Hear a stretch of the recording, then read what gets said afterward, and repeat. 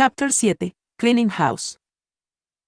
Queen stood there for a moment looking at this battalion that was surrounded by what she thinks to be an Akata's Tazas, battalion, and then she sees all standing in the back of them.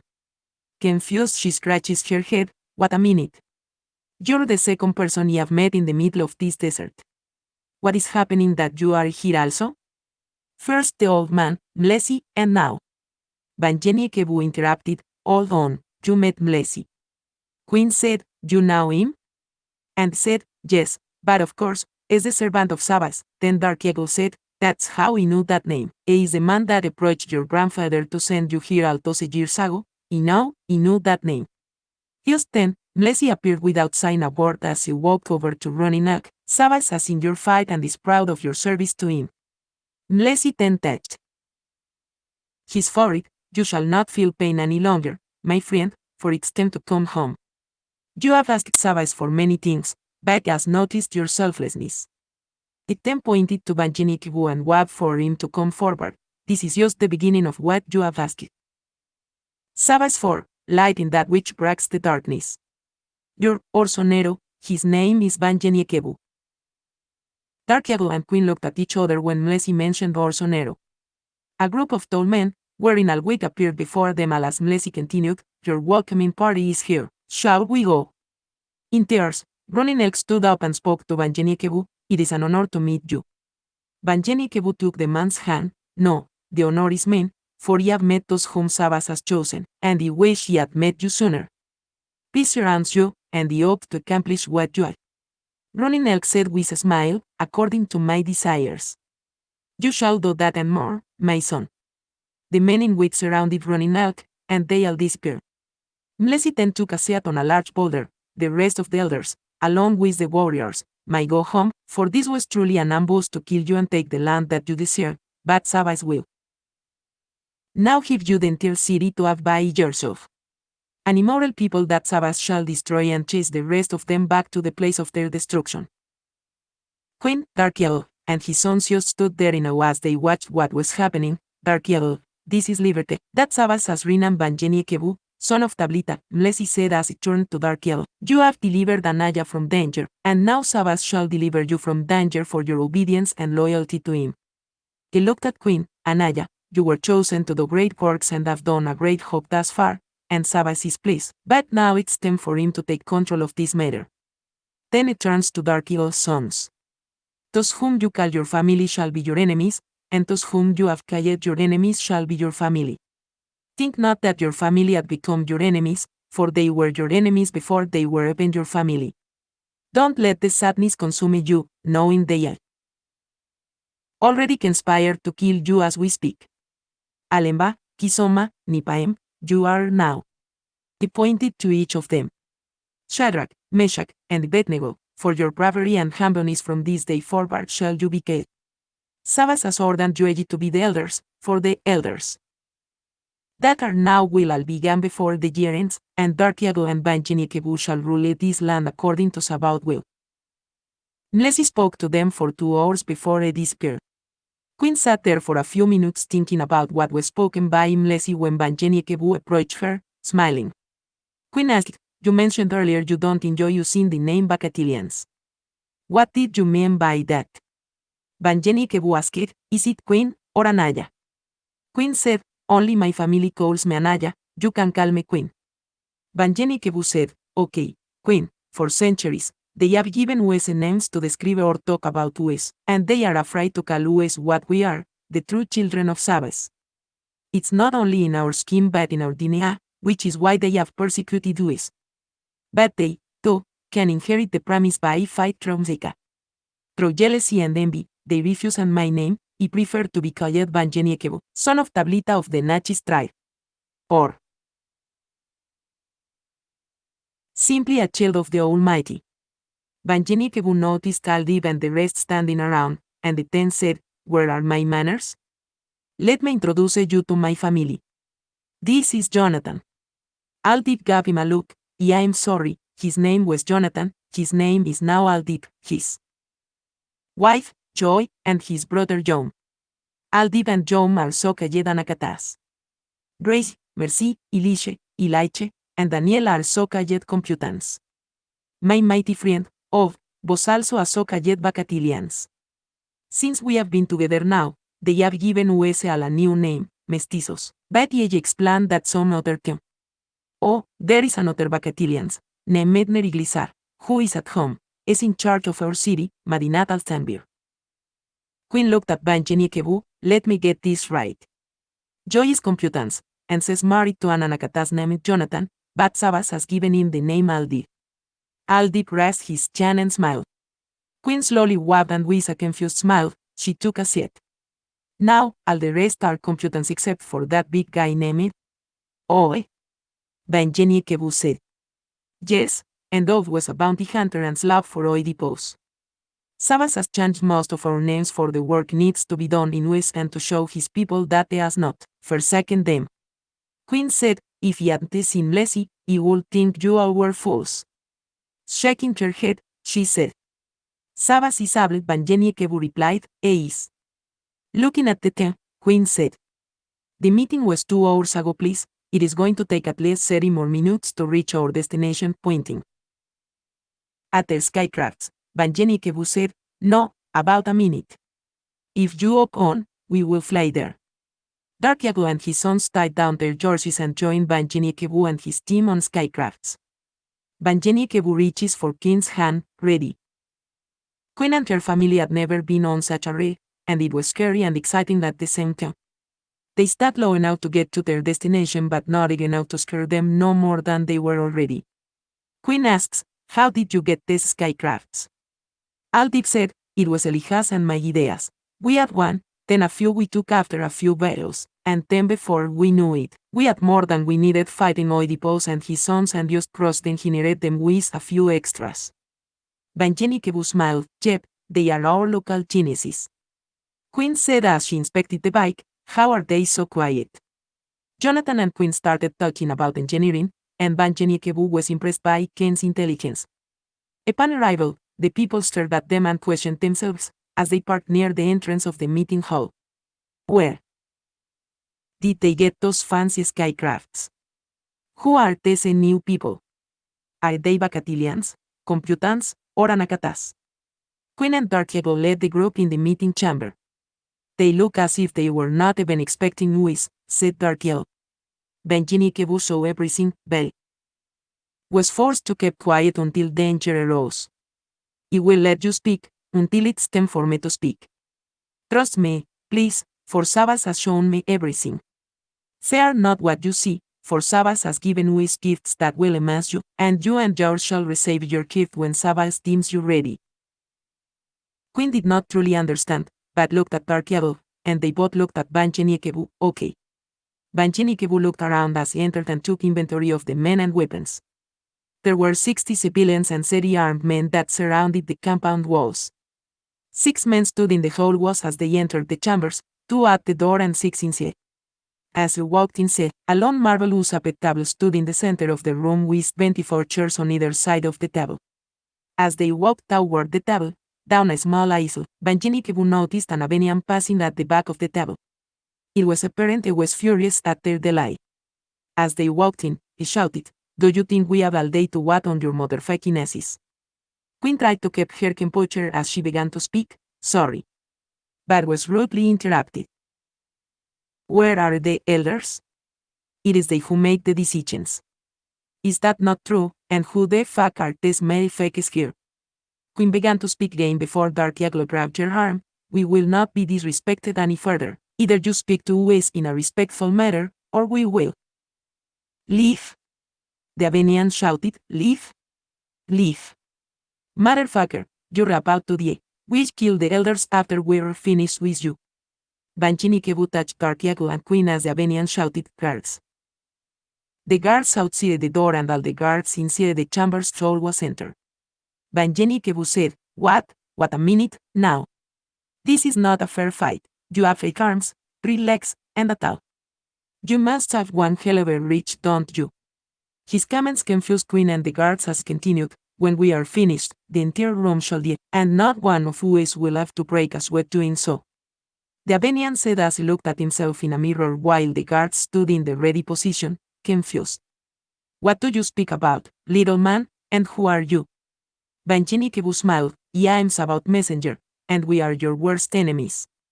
Oedipus and BL7 have perished because of me and my men, and so shall you and your men. The Abenian opened its mouth to say something, but before it could get a word out, Wanyenyekevu threw a star, which struck the Abenian in his throat. As he grabbed his throat, he threw another one, and it penetrated the center of his skull, falling to the ground, revealing its identity before it incinerated into a puff of dark smoke. Wanyenyekevu shouted, Iwa! The guards surrounded them and attacked. Bad rays rushed towards them and slit each of their throats as they stood there gasping for air and holding their necks while the rest of the warriors killed them. They destroyed everyone in sight and left not one of them alive. Darkiago and his family just stood there in awe. Wanyenyekevu said to all, you guys take care of the rest while me and Grace look around with Darkiago and Twin. Ray, with great speed, rushed through the area, searching documents and computer files and checking for helpful information. I think you guys need to take a look at this. Grace said as she handed some documents to Wanyenyekevu. Wanyenyekevu looked over the documents and handed them over to Darkiago. I don't know these people, but it sounds like you have a big problem at home. Just then, off walked in with the rest. What about the civilians? Same as usual, let's see whose heart is in the right place, Wanyenyekevu said. As a matter of fact, it looks like there is a need for some spring cleaning at Darkiago's camp. So, I will handle the civilians. I need you and Daniel to take half of the men back home and send Amardad to decipher this information ASAP. The rest will stay here. I will take Darkiago and Twin back to their jerseys and return as soon as possible myself. Darkiago took the documents. I have to sit down. These last few minutes have me. Queen and her cousins took a seat next to Darkiago. Confused, Queen said, you want to explain to us what just happened? How? Wanyenyekevu smiled, Sabbaths, but I will explain it along the road back to your city. But I must first check the civilians. The men, women, and children all stood in a line waiting for Wanyenyekevu. I am not here to harm you, unless you try to harm me, but I need to speak to each of you before I leave. Wanyenyekevu took less than 30 minutes to see all the people living at the site. He chose 20 people to stay while forcing the rest to leave. Daniel, John, and Elisha escorted the people out of the area while the rest were questioned and released. Wanyenyekevu prepared to leave alongside Darkiago, for Ova and Daniel had already left, leaving the rest behind to get rid of the bodies. Águila officer, a family member, and a dear old friend are the masterminds behind the trafficking in the area, and it breaks my heart, said Darkiago with a heavy heart. As he gets on the skycraft, a young lady approaches Wanyenyekevu. Excuse me, sir. Wanyenyekevu smiles, yes, who is? Tears in her eyes, she continues, my husband was escorted out, and he remained here. There must be some mistake. Wanyenyekevu looked at the woman, your husband has an evil heart and cannot and will not stay among us. The lady fell to the ground, sobbing. Wanyenyekevu got off the skycraft and sat down on the ground with the lady, you may go with your husband. You are not forced to stay here, but for me to allow such a man to live among us would be like allowing an infection to live within our body. Eventually, it will grow and consume us all. I tell you what, go and see if his heart changes, if so, está, if not, he will continue to be an outcast, but you can come back. The lady got up, he can change, I know it, as she ran after her husband. Wanyenyekevu shouted, what is your name? She shouted back, Leila.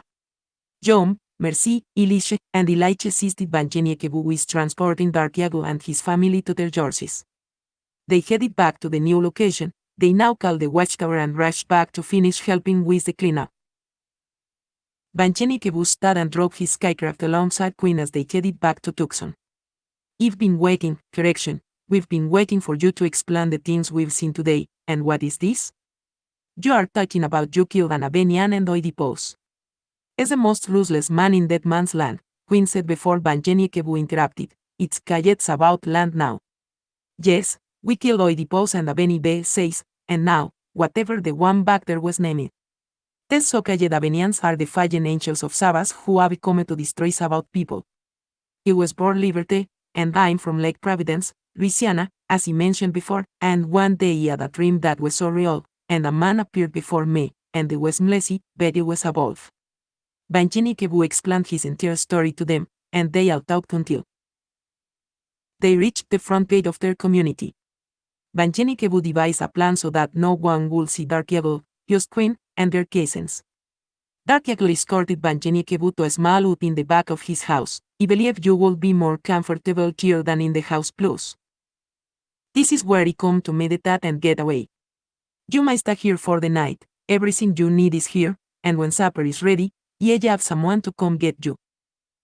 Wanyenyekevu thought for a moment and said to Dark Eagle, "Thank you, I'm sure how long you will stay, but tell no one about what we have discovered.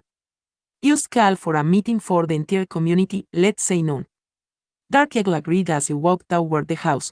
"I know my wife knows by now who is Queen in the boys in there, but she's faithful, and I tell the rest to keep it hush until tomorrow." Wanyenyekevu immediately gets on his communicator. Of replied, "Go ahead." Wanyenyekevu asks, "You still at Madinat al-Tanbir?" Of replied, "No, I'm at the watchtower." Amardad has located a list of names and functions in one of the largest trafficking rings I have ever seen. They were the main ones sending them to Oedipus. Wanyenyekevu said, "Tell Amardad." Amardad interrupted, "I'm here, go ahead." Wanyenyekevu continues. "Whatever you find, just continue to do at your leisure. But I need Ov and the rest of them to be here about 11:30 am, and I need a few more people there to protect the watchtower." Ov returned by saying, "Neriglissar was way ahead of you, he sent back 25 men, ready to go, when we got there." Wanyenyekevu laughed, "One speedster and at least one killer, I bet. I'm sure, if he can reach him from here, but tell him thanks." Ove said, "Yep, one speedster and a killer. See you in the morning, over and out." Wanyenyekevu, still laughing, replied, "Over and out." A knock on his door awakens Wanyenyekevu. "Supper is ready, if you're hungry," it was Queen. Opening the door, he said, "I didn't even know I had drafted off. Let's go, I'm starving." Queen looked at Wanyenyekevu, "You are a proud Bacatilians, I see that, but you hand out with many non-Bacatilians. Why?" Wanyenyekevu smiled. "Do you remember when Sabas told Peter and Paul to go get the Gentiles in the door?" Queen said, "Yes." Wanyenyekevu stopped, "This is the same thing. Sabas wants all of who is, not just one group of people, but all who are willing to receive him." They continued walking before Dark Eagle greeted them at the back door. "How are the commendations back there?" Wanyenyekevu smiled, "Very comfortable, it drifted off to sleep, and didn't even know it." Dark Eagle laughs, "Yeah, I know.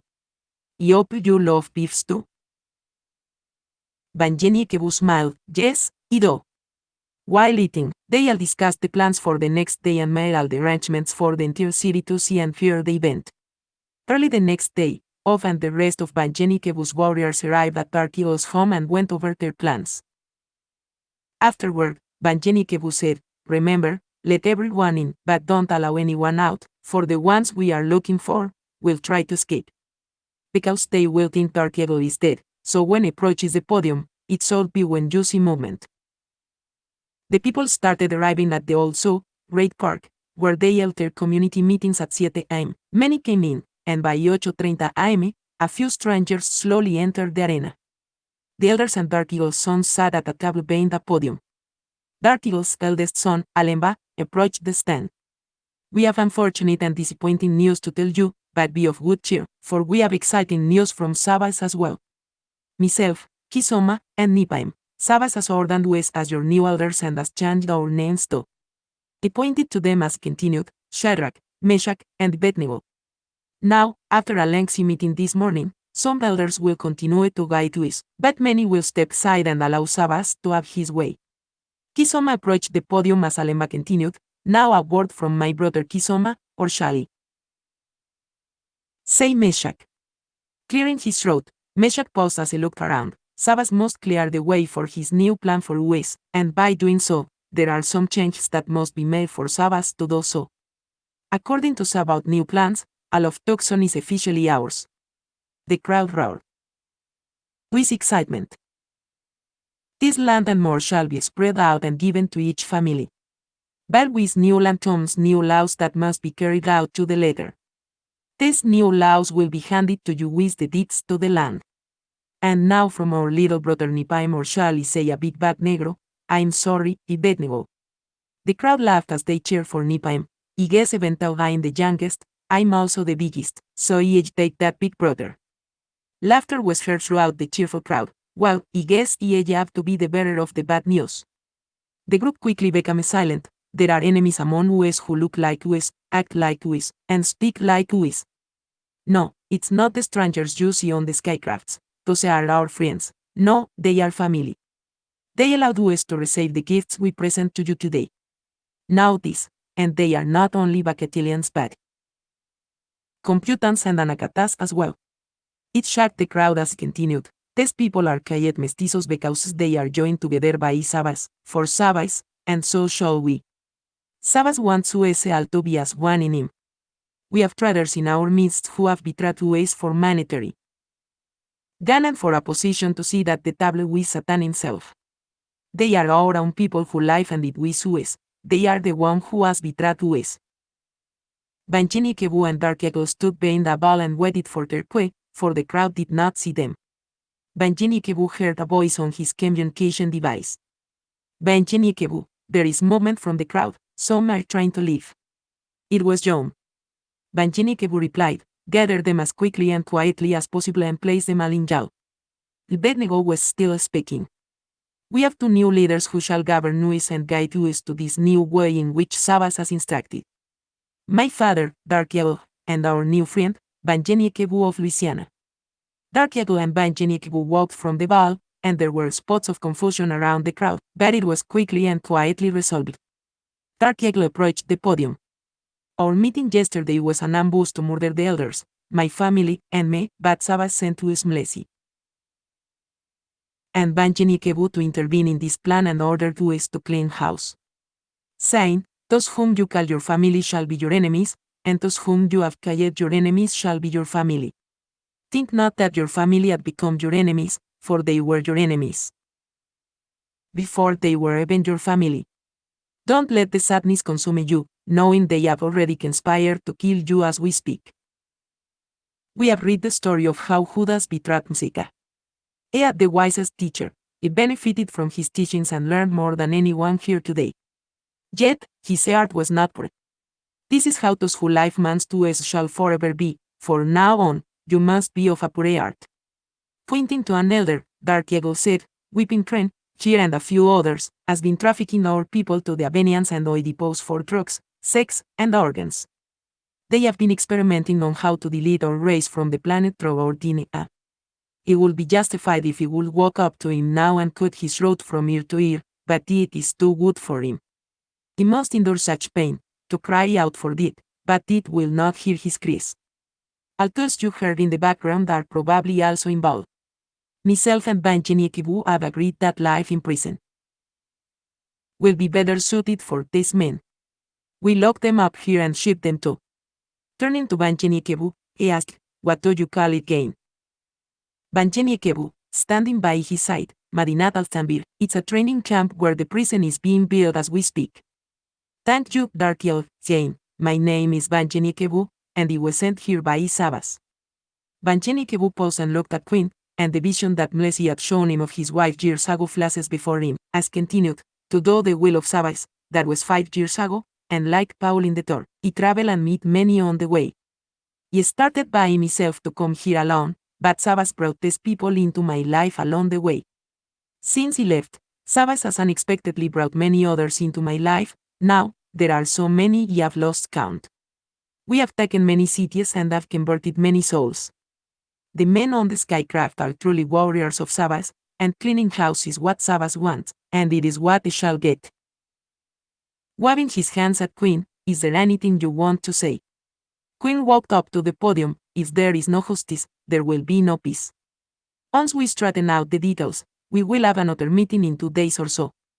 We will have deeds ready for everyone from Pikachu Peak State Park to the Watchtower, Madinat al-Tanbir, and from Madinat al-Tanbir to Colonia Anahuac. 489 miles of land, not just for West but for everyone that Wanyenyekevu and his men deem as family. I have to say, no, I must emphasize, that everyone must pull their weight until there is peace again, so please be patient as we conduct our business. Justice first, then peace. My Sabbaths bless you and thank you for your time. They arrested 50 people and put them all in jail, but the people already in prison demanded to be seen by Darkiel, Wanyenyekevu. This is Daniel over. Daniel and Elisha tried to organize the jail while the people continued to shout. They wanted justice. Go ahead, Daniel, said Wanyenyekevu. We need Darkiel down here. Many are saying that weeping can jail them, and they are locked up in here with him. Darkiel overheard the conversation. Do you mind handling that? I must rush off to my house to get some paperwork and get organized. There is so much work to do. Wanyenyekevu said, sure. He jumped on his skycraft and headed to the jail. It was dark outside, and Wanyenyekevu saw men gathered outside in a fence to his left and right as he walked down a corridor leading to the jail's entrance. Opening the gates, he saw a room filled with people chained to benches as some of the locals assisted Daniel and Elisha. Looking around and opening the doors to the entrance to the jail cells, Wanyenyekevu asked, why does that light, down the hall, seem so bright? One of Darkiel's men looked strangely. There are no lights back there. Wanyenyekevu walked down the hall and saw the men in their cells. He overheard a man reading as he approached the light. Dear Harriet, I am glad to know that the story of your eventful life has been written by a king lady and that the same is soon to be published. You asked for what you do not need when you call upon me for a word of commendation. I need such words from you far more than you can need them from me. Wanyenyekevu stood there and let the man continue. There was something different about him, but Wanyenyekevu listened as the man continued to read. The midnight sky and the silent stars have been the witnesses of your devotion to freedom and of your heroism. Excepting John Brown of sacred memory, I know of no one who has willingly encountered more perils and hardships to serve our enslaved people than you have. Much that you have done would seem improbable to those who do not know you as I know you. Wanyenyekevu said, that's the letter that Frederick Douglass brought to Harriet Tubman. The man closed the book. Yes, it is. Wanyenyekevu said, who are you, and what's up with you shining like a light? Oh, you see it. My name is Friedrich. It's an Afrikaans name from the old German Frederick, which means peaceful ruler. It is pronounced Friedrich, and I'm from Mlezi, what used to be called South Africa. By the way, I have heard many pretty speeches before, beautiful words with lies and deceit mixed into them, but the words you uttered today at power, even from here, it was backed by care enough, Elohim. It means. Wanyenyekevu interrupted, fear of God. Wanyenyekevu was impressed with the man's demeanor, tone, and attitude. Friedrich said, handle your business, and let's talk later. Wanyenyekevu said, no, let me get you out of here. Grabbing the man's hand, Wanyenyekevu felt a burst of energy. Watch yourself. Friedrich said, I am filled with the Shekinah glory, but it's just a speck of a speck, for no man can contain the power of Sabbaths. It would consume me if he weren't enlightened, and he would die the second it engulfed me. Wanyenyekevu smiles, that's why you're glowing like a lighthouse. He turns to the guard, let this man out, feed him, and make him comfortable. Wanyenyekevu then touched hand. Talked to the old prisoners and released all but two, making room for the new ones. Later that night, he met with Friedrich as he walked in. Friedrich said, I am told by one of your warriors that you're an avid follower of history. Ever heard of Henry H. Goddard? Wanyenyekevu said, Henry H. Goddard. Smiling, Friedrich said, yes, started the Inhuman Psychology Research Laboratory, where Nazi-style experiments were carried out on innocent children in Vineland, New Jersey.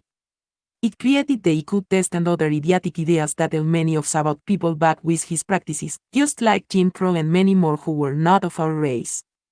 We accomplished much, but got rewarded for none of it, like Solomon Linda, who brought that song, The Leon Sleeps Tonight, that made millions. Yet, he nor his family got anything.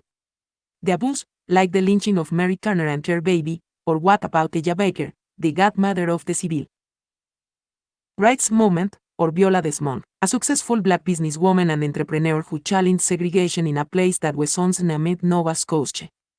She was the first black person and first non-royal woman on a Canadian banknote, or what about Natchez, Mississippi's Devils? Punchbowl.